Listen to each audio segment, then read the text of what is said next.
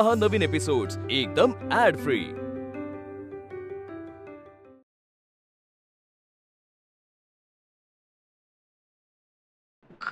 खरा चोर म्हणजे खरा चोर कसा असतो?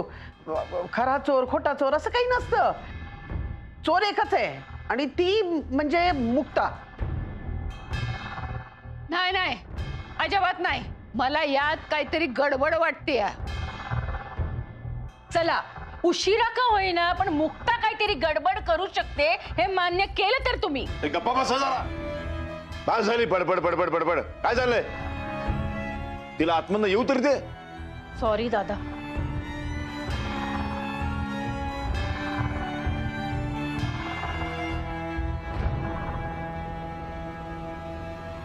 चोरलेल्या पैशातले उरलेले पैसे याच्यात आहेत।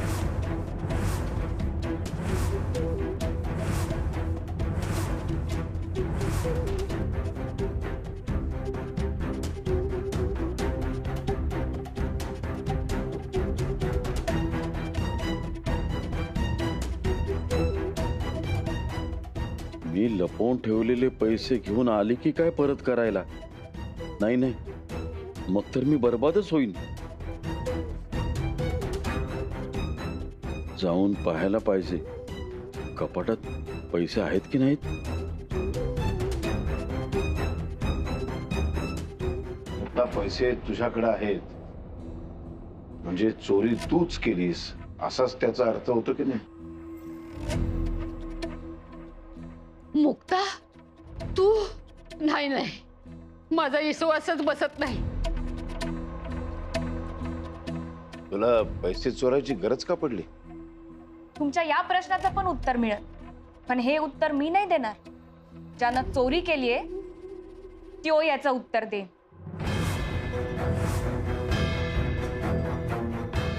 म्हणजे तसा नियमानं माझ्याकडे अजून अर्धा तास बाकी आहे, पण मला अर्धा तास नकोय, अजून फक्त थोडासा वेळ द्या।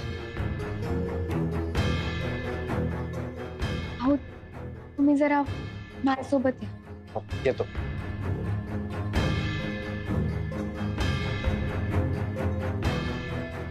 आलेच। मुक्ता मुक्ता थांब। मुक्ता हा विषय असा अर्धा सोडून जाऊ नको। हा काय प्रकार आहे दादा?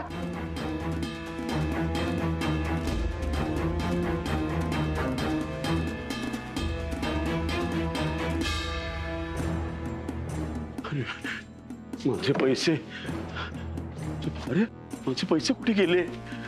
मुक्ता माझे पैसे कुठे गेले? हाँ?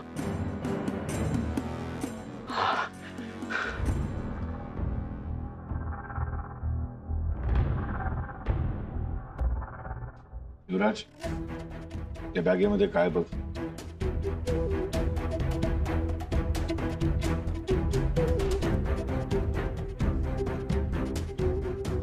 उघडून बघ त्यात काय?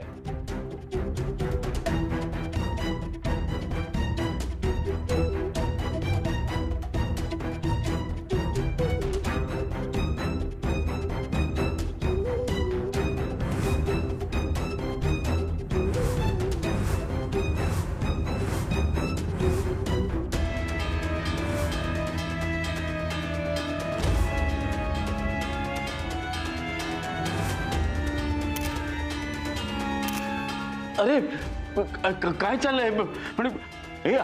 तू? हो मीच। काय?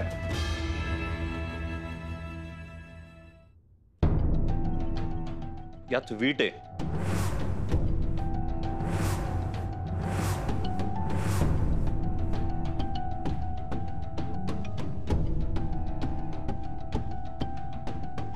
तुमची चोरी पकडली गेलीये।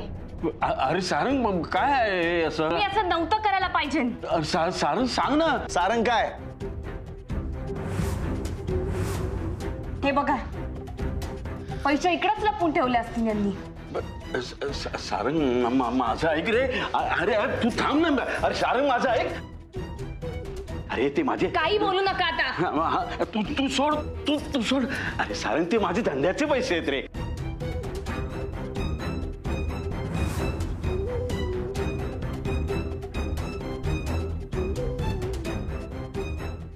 काय?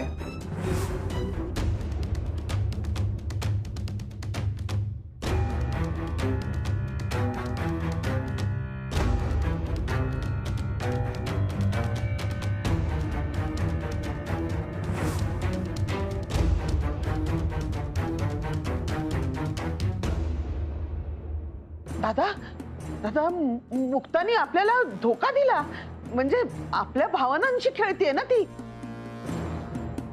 हा काय प्रकार आहे? पण असं का केलं तिने? ती पळून तर नाही ना गेली?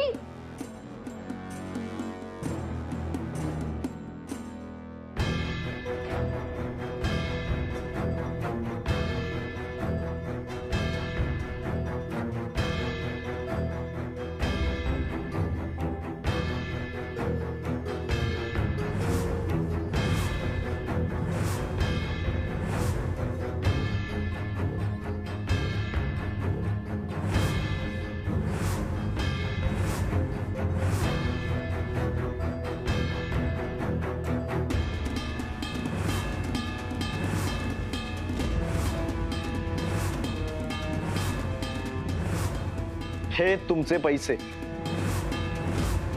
आणि हा तुमचा खरा गुन्हेगार.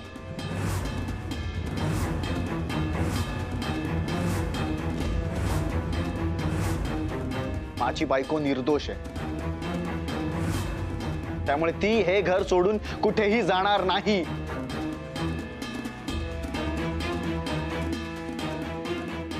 या घराची शांतता बिघडवण्याचं काम जर कुणी केलं असेल ना, तर ते आहेत हे दत्ता मामा.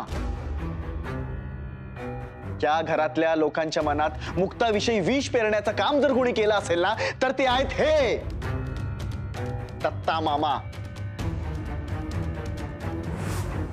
मुक्ताचा काहीच दोष नसताना तुम्ही मात्र तिला घाणेरडी वागणूक देत राहिलात.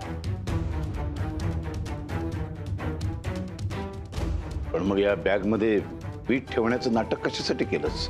दादा माफ करा, पण खऱ्या गुन्हेगाराला खऱ्या पैशांकडे घेऊन जाण्यासाठी आम्हाला हे नाटक करावं लागलं.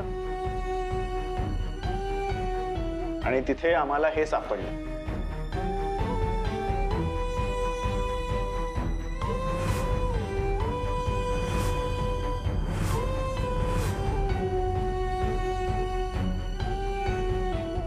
मुक्तावहिनी, तू माझ्या बाबांचं नाव कसं घेतेस? अगं ते खूप चांगले आहेत, ते चोरी नाही करू शकत ग. बाबा सांगा नाही सगळं खोटं आहे म्हणून. सारंग दादा आणि मुक्तावहिनीचं लग्न होतं म्हणून आपण आलो होतो ना इथे, त्यांना सपोर्ट करण्यासाठी. आणि आपण लवकरच आपल्या नवीन घरात जाणार आहोत. यांना सगळ्यांना सरप्राईज पण द्यायचं होतं. बाबा बोला ना काहीतरी.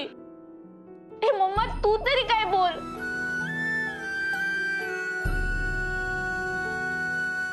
मुक्तावहिनी म्हण नाही सगळं खोटं आहे म्हणून. माझे बाबा असे नाही आहेत आणि ते चोरी करूच शकत नाही. आणि मला माहिती आहे की तू पण चोरी नाही करू शकत. पण तुम्ही सगळे माझ्या बाबांना दोष नका देऊ ना. गायत्री, जयाला घेऊन आतमध्ये जा. मी कुठेच नाही जाणार. जे सांगितलंय तेवढं कर. घेऊन जा आतमध्ये. गायत्री, बाबा, मम्मा, बाबा.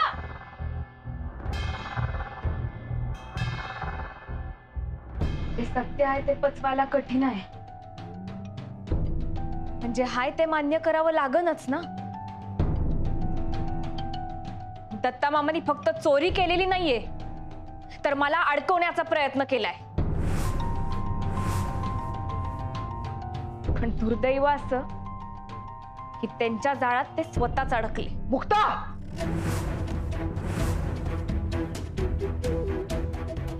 तोंडाला येईल ते बोलू नकोस हा. माझ्या नवऱ्याचा अपमान मी सहन नाही करणार. इतके दिवस माझ्या बायकोचा जो अपमान तुम्ही सगळे करत होता, तो मी कसा सहन केला असेल? आणि तेही ती निर्दोष असताना. अंबिका आत्या, तुम्हाला तर एकही शब्द बोलायचा अधिकार राहिलेला नाहीये. सत्य बाहेर आलंय, आता कशाला लाज वाटायला पाहिजे? अपराधाला पाठीशी घालणं हा सुद्धा एक मोठा अपराधच आहे. मग तो गुन्हेगार स्वतःचा नवरा असला तरीही. आणि काय झालं आता? का कोणीच काही बोलत नाही? छोटी आई आता गप्प का बसलाय? बोला ना, आता बोला. हो, चोर सापडलाय. मायावर करत होता तसा तांडव करा की आता. तुमच्या शब्दांनी आतून बाहेरून सोलून काढलं. आता कुठं गेले ते शब्द? वाटतं तेव्हा मायावर ओरडणारी जीभ मोकळी करा आता.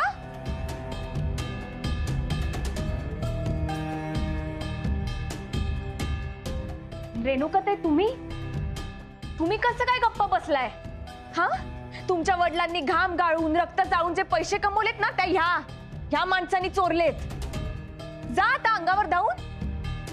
नाही, कुठे गेली तुमची ती तळमळ आता?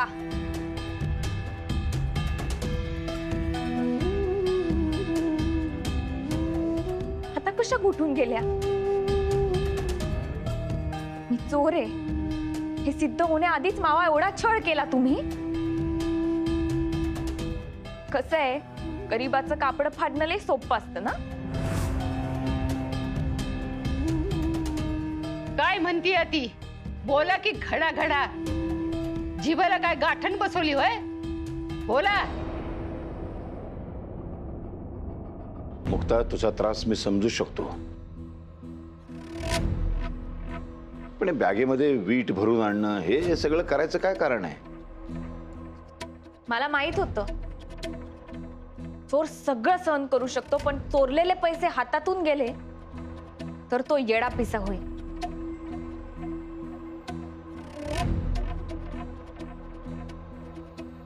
यांच्यावर मला आधीपासूनच संशय होता, म्हणून मी पैसे घेऊन येण्याचं नाटक केलं आणि बाण बरोबर निशाण्यावर बसला. ते घाबरले आणि पैसे जागेवर आहेत की नाही हे पाहिला. जिकडे पैसे लपवले होते तिकडं गेले.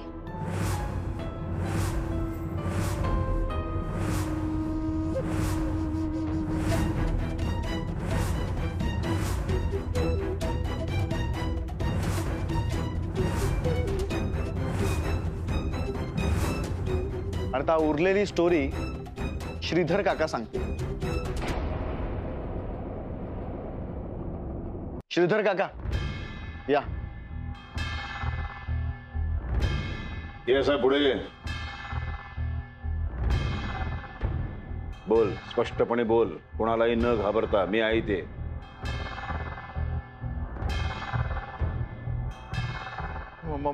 मालक,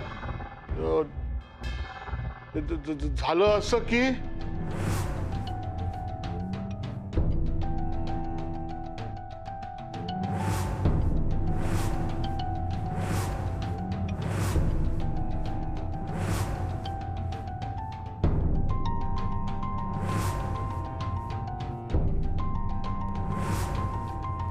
युवराज,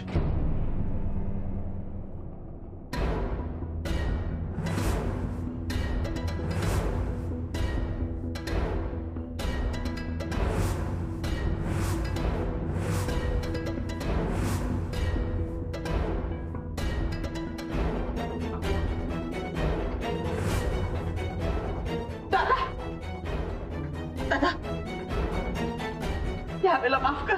पुन्हा हे असं नाही करणार प्लीज दादा. माफ कर यावेळेला. चुकीला माफी दिली जाते, गुन्ह्याला नाही. युवराज, जा काठी घेऊन ये. दादा, मला माफ करा दादा.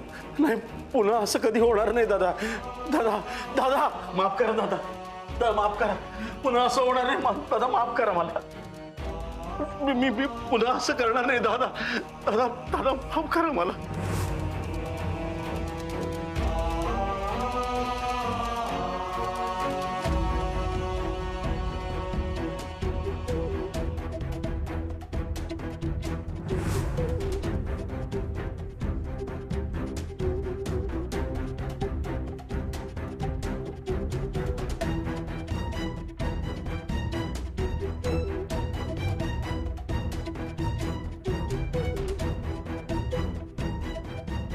अरे युवराज, काय काठी सापडत नाही का? येऊ मी आतमध्ये?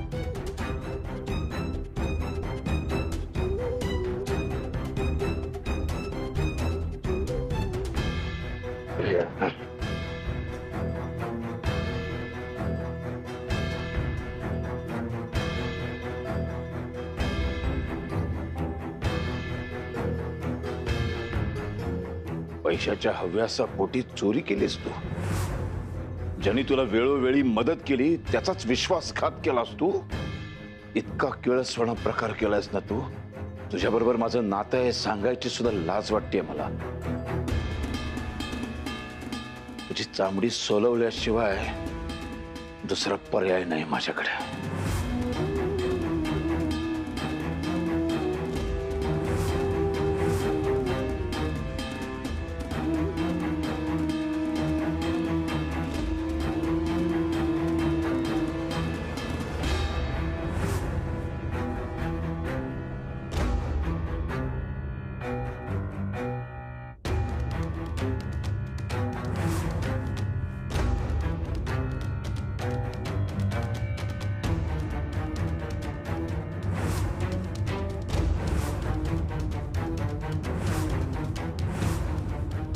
मुक्ता, दादा ते कसेही असले या घरचे जावई आहेत हे बरं नाही दिसणार. मला असं वाटतं की तुम्ही त्यांना अजून एक संधी द्यायला पाहिजे.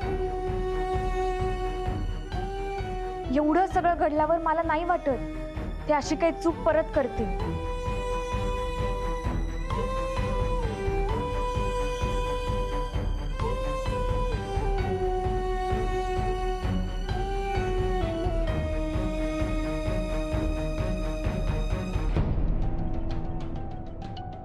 रावसाहेब नगरकरांचं घर हेच का? हा बघ दत्ता. अरे इथं पण हात जोडून उभा आहे. अरे कोण तुम्ही आणि इथे काय करताय? आम्ही सावकार आहोत साहेब. या दत्ताने 2 वर्षापूर्वी माझ्याकडून 5 लाख रुपये व्याजाने घेतले होते. व्याज तर सोडा, मुद्दल घेऊन पळून गेलाय. किती दिवस झाले शोधतोय आम्ही त्याला.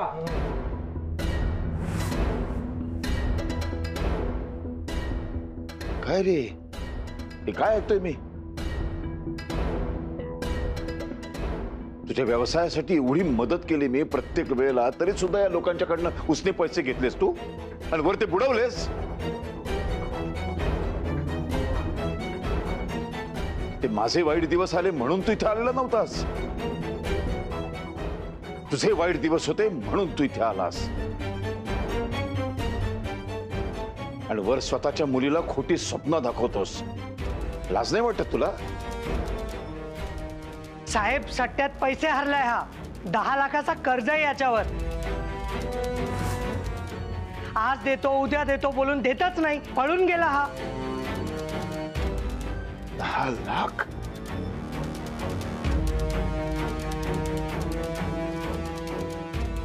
अरे तू काय केलंयस तुला कळतंय का? स्वतःच्या हाताने स्वतःचा संसार उद्ध्वस्त केलायस तू. दादा, या लोकांचे कर्ज द्यायचं होतं ना, म्हणून त्यांनी चोरी केली होती. आणि तू मागे म्हणाला होता ना की आता परत पैसे मागायचे नाहीत, म्हणून इथे येऊन पैसे चोरी केलेस. आणि काय ग तू नवऱ्याची बाजू घेऊन माझ्याशीच बोलतेस? शरम नाही वाटली तुला? त्याच्या गुन्ह्यामध्ये तू सहभागी झालीस याचा अर्थ त्यांनी चोरी केली हे तुला माहित होतं आणि तू तरी सुद्धा ते माझ्यापासून लपवून ठेवलंस.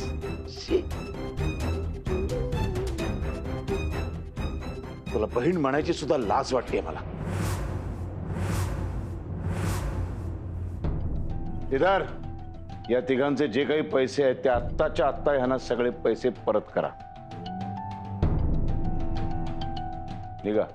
आणि 1 मिनिट, बाहेर जाऊन जर आमची घराची बदनामी केली तर गाठ माझ्याशी आहे एवढं लक्षात ठेवा. नाही बोलणार. नाही बोलणार. ठीक आहे, निघा तुम्ही. श्रीधर, तुझा हिशोब अजून बाकी आहे बरं का? मालक मला माफ करा मालक. अहो मी खरं सांगतो, मी माझ्या जीवाला घाबरलो होतो. पण ह्यातून मी खूप खूप काही शिकलोय मालक. आता प्राण गेला तरी चालेल, पण मी प्रामाणिकपणा सोडणार नाही.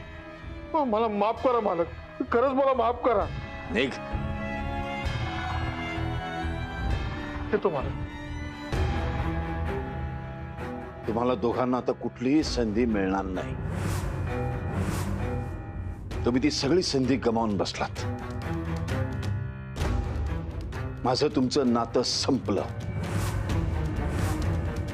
एक क्षणभर इथे थांबू नका, चालायला लागायचं ना.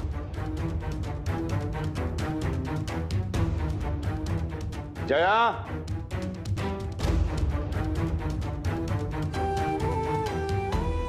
जया,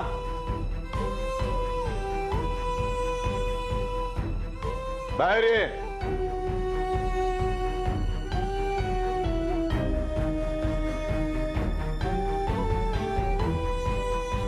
जया,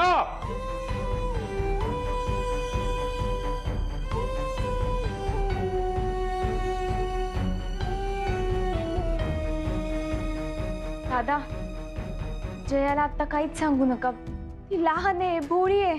किती दिवस तिला अजून साधी भोळी ठेवणार आहात? दुनियादारी एकदा कळलीच पाहिजे तिला. आपल्या आई वडिलांचे मुखवटे आहेत ना, या मुखवट्याच्या पाठीमागचे खरे चेहरे तिला दिसलेच पाहिजेत. अरे इकडे ये. आजपासून तू तुझ्या आई बापापासून लांब आमच्या इथे आमच्या घरामध्ये राहायचं. तुझ्या आई बापाच्या चुकीची शिक्षा तुला मिळता कामा नये. त्यांचं काय व्हायचं ते होईल, त्यांच्या पापामध्ये तू सहभागी होता कामा नयेस. माझ्या मुलीसारखी आहेस तू. काहीही कसलीही तुला कमतरता भासू देणार नाही मी इथे. पण दादा मामा, काय झालंय मला काहीच कळत नाहीये.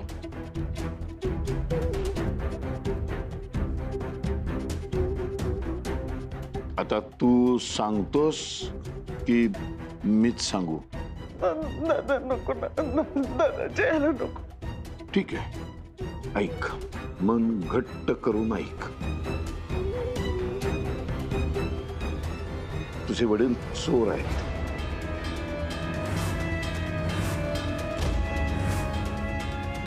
आपल्या घरामध्ये जे पैसे चोरीला गेलेत ना, ते तुझ्या वडिलांनी चोरलेत.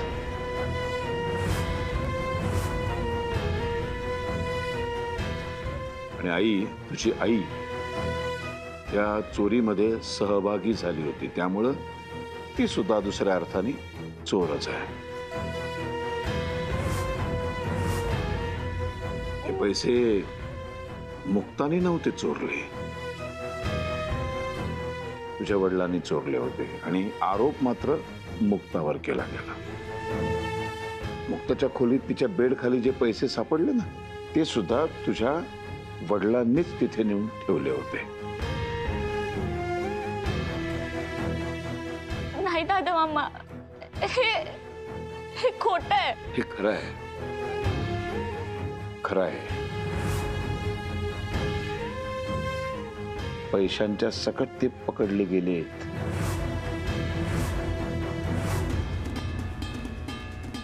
त्यामुळे त्यांचं काय व्हायचं ते होईल, पण तू मात्र आता इथेच राहायचंस. मला माहित होतं की तुझा याच्यावर पटकन विश्वास बसणार नाही, म्हणूनच तुला मी बाहेर बोलवलं. तुझ्या डोळ्यासमोर हे सगळं झालं पाहिजे, तर तुझा विश्वास बसेल. खरं आहे, याचा स्वीकार कर आणि इथे आमच्या बरोबर माझ्या मुलीसारखी माझ्या घरामध्ये राहा.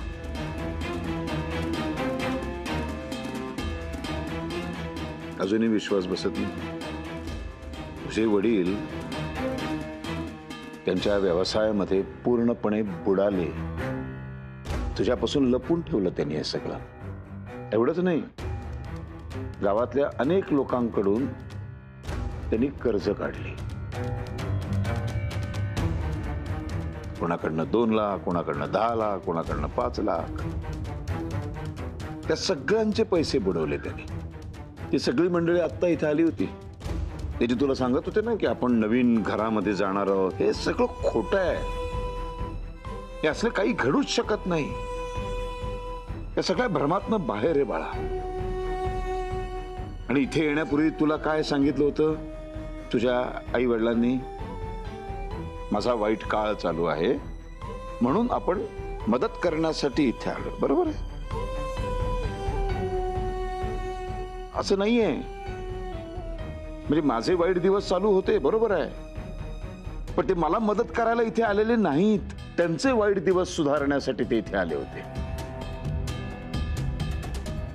आणि इथं येऊन त्यांनी या घरातले 25 लाख रुपये चोरले.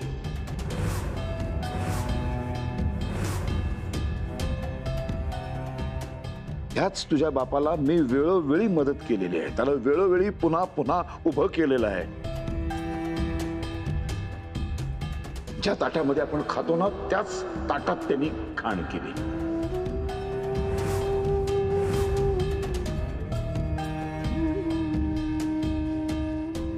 स्वीकार कर या गोष्टीचा.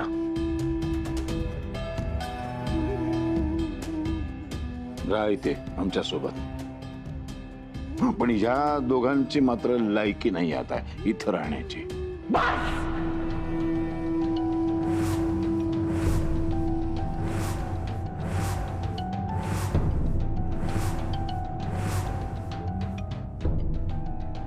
दादा, दादा तू माझ्या नवऱ्याचा अपमान करतोयस. माझं कुटुंब तोडतोयस रे तू.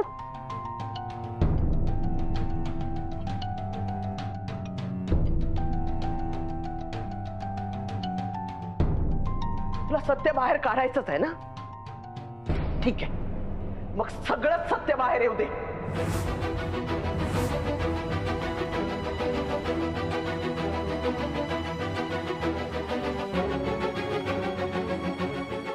फक्त आमचंच का?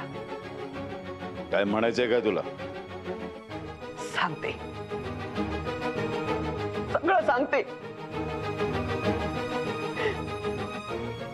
वहिनी,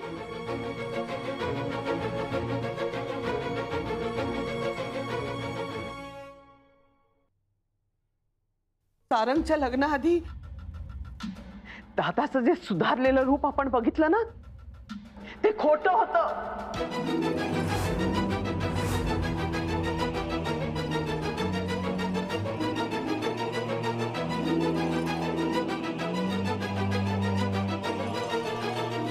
सारंगचं मुक्ताशी लग्न व्हावं अशी दादाची कधीच इच्छा नव्हती.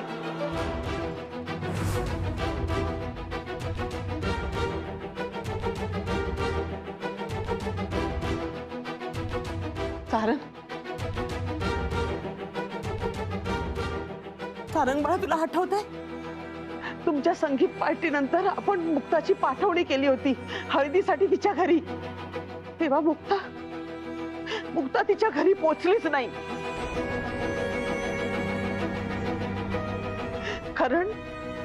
कारण आम्ही तिला एका निर्जन ठिकाणी डांबून ठेवलं होतं. व्हॉट?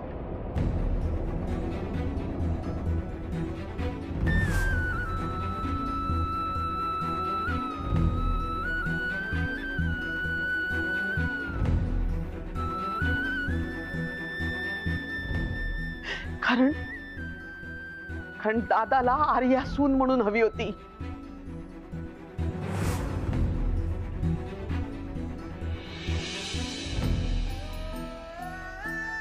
म्हणून मुक्ताच्या जागी हळद लावायला आर्या मुक्ताच्या घरी गेली होती.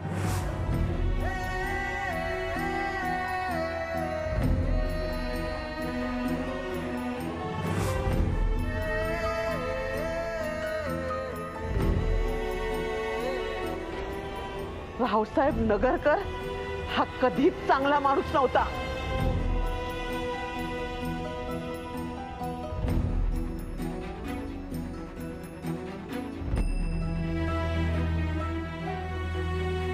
मुक्ताने आमचा डाव उधळला त्यामुळे आम्हाला सगळ्यांनाच तिच्याशी नाईलाजानी चांगुलपणाचं नाटक सुरू ठेवावं लागलं.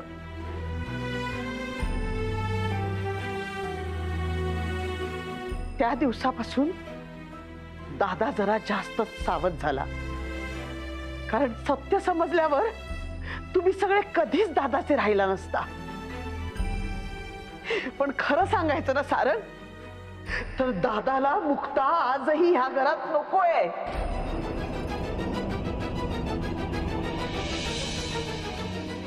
तुला खोटं वाटत असेल ना तर विचार दादाला.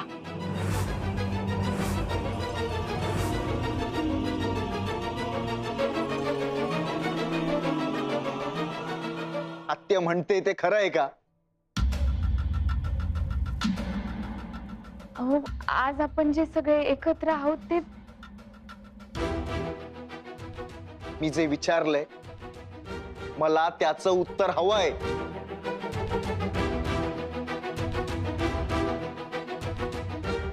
आता का गप्प बसलास? दादा सारंग काहीतरी विचारतोय तुला.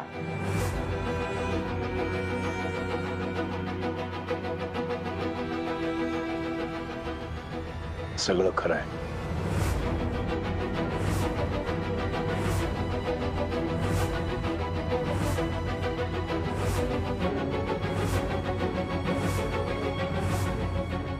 आता हिने तोंड उघडलंच आहे तर अर्धवट सत्य कशाला ऐकायचं?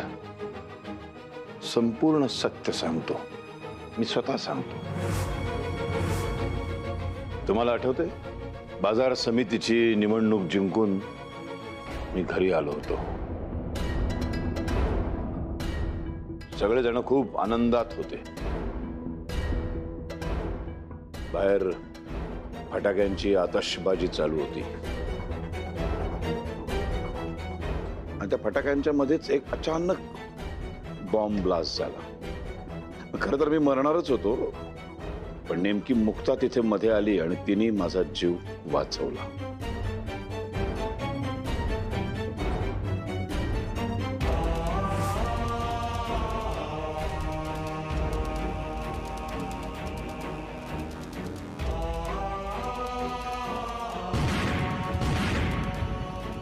आणि त्यामुळं सगळ्यांची सहानुभूती तिला मिळाली.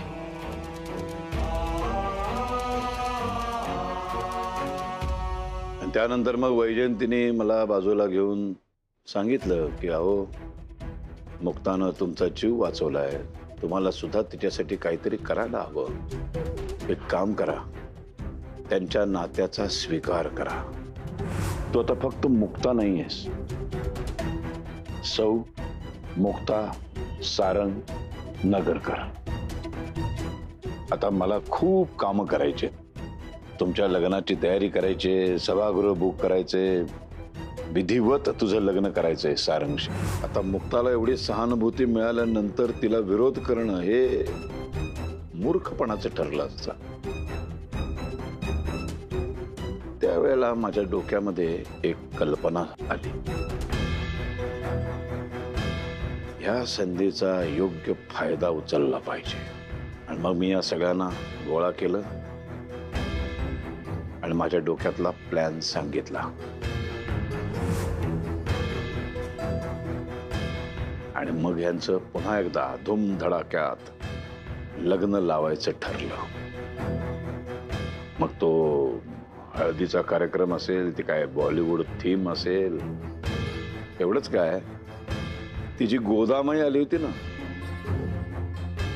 जिने भविष्य सांगितलं होतं की लग्नामध्ये मुलीच्या डोक्यावरनं पदर असायला हवा, नाहीतर जीवाला धोका आहे, ती गोदामाई सुद्धा माझ्या एक प्लॅनचाच भाग होती. आणि मग जेव्हा मुक्ता हळदीसाठी माहेरी गेली त्यावेळेला आम्ही तिला तिथून गायब केलं. तिच्या ठिकाणी आर्याला आणलं आणि डोक्यावरनं पदर घेऊन आर्याबरोबर सारंगचं लग्न लावून द्यायचं. सारंग ती मुक्ता आहे समजून लग्न करणार. लग्न झाल्यानंतर कळलं की काय फरक पडतो, लग्न तर झालेलं आहे. असा सगळा तो प्लॅन होता. हे खरं संपूर्ण सत्य आहे.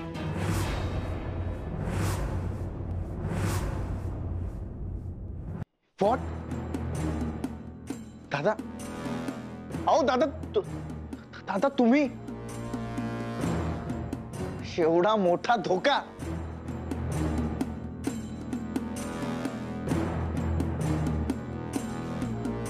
आणि मुक्ता, अगं एवढी मोठी गोष्ट तू माझ्यापासून लपवलीस? पण आता जे झालंय त्यावर आपण. एक मिनिट मुक्ता, एक मिनिट. जे घडलंय ना ते मला आता तुझ्या तोंडून ऐकायचं. हो पण बस बस, आता नाटक करू नकोस. हिला सतत आपण किती शोषित आहोत, आपण किती ग्रेट आहोत हेच दाखवायचं असतं. सतत सहानुभूती मिळवायची असते. अंबिका गप्प बस. मी बोलणार.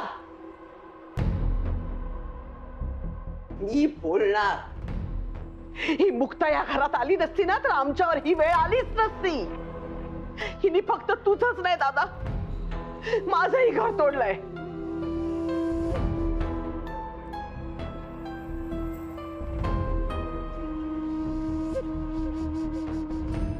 मम्मा, काय चाललंय सगळं? तुम्ही दोघेही यामध्ये सामील होतात? ते बाळा,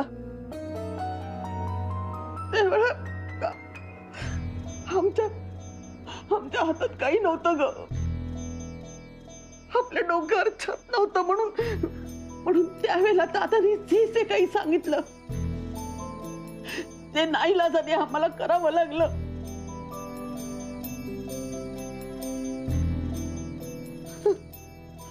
आम्ही काय करणार होतो? म्हणजे माझा संशय पक्का होता. तरी म्हणलं एका झटक्यात इचवाची गोगलगाय कशी झाली? अरे तुम्ही आम्हा समदेसनी फसवलंय नालायक लोकांनी.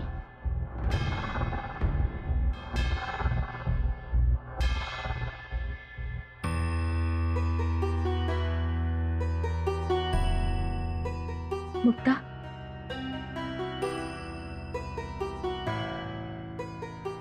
मुक्ता, काय घडलंय तुझ्या बाबतीत सगळ्यांना कळू दे. आता गप्प नको राहूस. बोल मुक्ता. मोठी आई हे सगळे मला एका लांब जंगलात एका जुनाट घरात घेऊन गेले होते.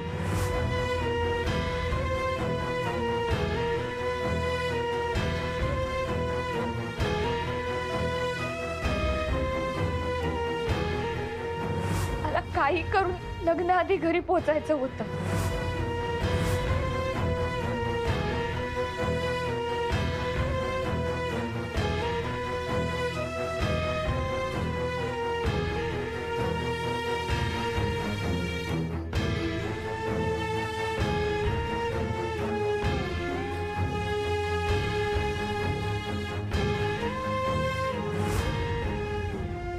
म्हणजे तो फोन मला एक मिस कॉल आला होता आणि मी परत त्यावर कॉल करायला गेलो आणि आत्या तू माझ्या हातून फोन घेतलास.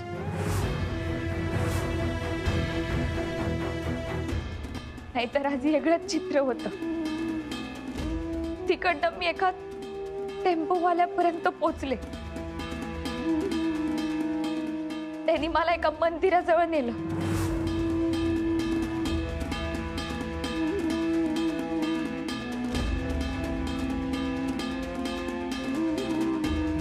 शेवटी मी पोचलेच.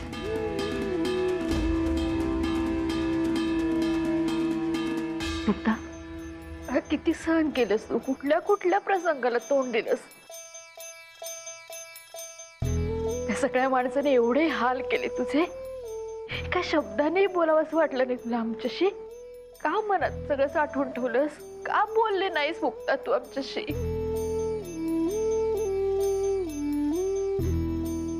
म्हणजे हे चुकून बाहेर पडलं म्हणून आपल्याला कळलं, नाहीतर आयुष्यभर ते समज तू मनात लपवून ठेवलं असत. मुक्ता का नाही सांगितलंस? बोल ना, आमच्याशी बोलू शकली असतीस तर तू. बोलायला लई सूप आहे मोठी आहे. घरातली माणसं अजून तुटली असती, घराचं घरपणच संपलं असतं. आणि यापेक्षाही जास्त मला वाटत होतं की या सगळ्यांना प्रेमानं जिंकता येईल.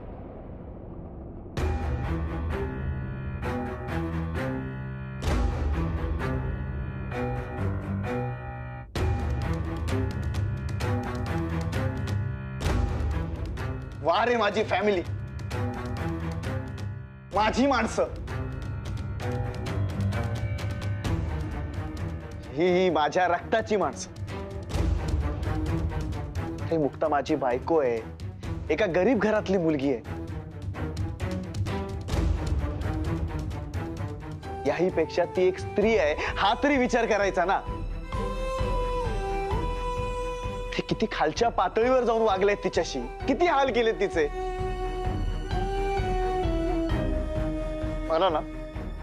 मला तुमची तोंड पण बघायची नाहीयेत.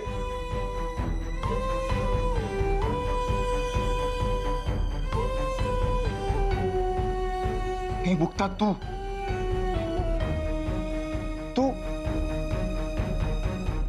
मुक्ता, तू एवढं मोठं सत्य माझ्यापासून लपवलंस. अरे यार, मला तुझ्याकडून ही अपेक्षा नव्हती.